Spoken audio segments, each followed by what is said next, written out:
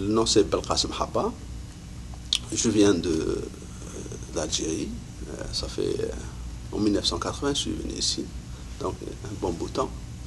J'arrive d'un petit patelin au sud algérien, complètement perdu. Vraiment un petit patelin. Il n'y avait pas d'électricité, absolument rien. Jamais vu de télé dans ma vie. Je ne savais pas si ça existait.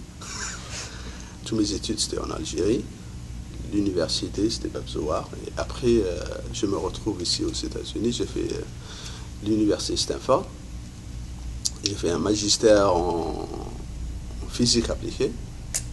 Puis un autre magistère en Material Science and Engineering. Je ne connais pas exactement. Physique des matériaux, c'est bien ça.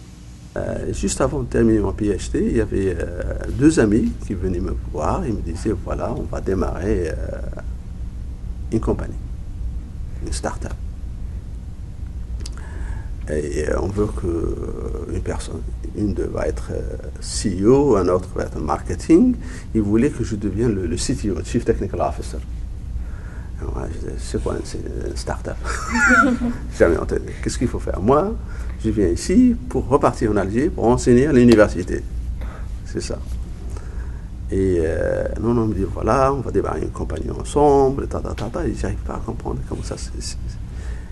Et c'est que 2 années après, je rencontre ces mêmes gens. Ils ont démarré la compagnie, ça a marché. Ils étaient là en train de vendre leur matériel. Et j'allais les voir, je pensais qu'ils travaillaient pour une autre compagnie.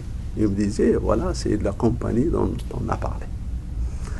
Et moi, c'était le point qui m'a vraiment bouleversé le plus dans ma vie. C'est le changement, le point de changement dans ma vie. Pourquoi? Parce que, voilà, il y a des gens qui croyaient en moi, et je ne crois pas en moi-même. Qui pensaient que je suis capable de faire des choses, alors que moi... Et ce point, c'est important parce que si on ne se découvre pas, si on ne sait pas la capacité dont on est capable, on reste toujours à la touche. J'ai un peu plus de 250 brevets américains et entre brevets et brevets patent and patent applications, j'ai un peu plus de 800 et quelques, 850, un peu plus. Plus ou moins, grosso modo, c'est ma vie. Que signifie l'éducation pour vous? Être capable d'avoir la base de knowledge, les connaissances. Ça, c'est important, avoir le minimum de physique, le minimum de maths, le minimum de littérature, le minimum pour fonctionner. Et après, je pense que c'est plus important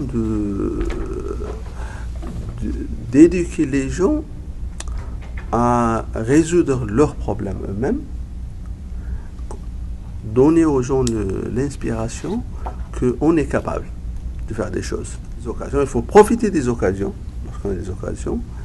Et la chose la plus importante, c'est ne pas trop parler de ce qu'on veut faire, Il faut laisser le travail parler lui-même. Donc, travailler, arriver à un bout, laisser les résultats par eux-mêmes.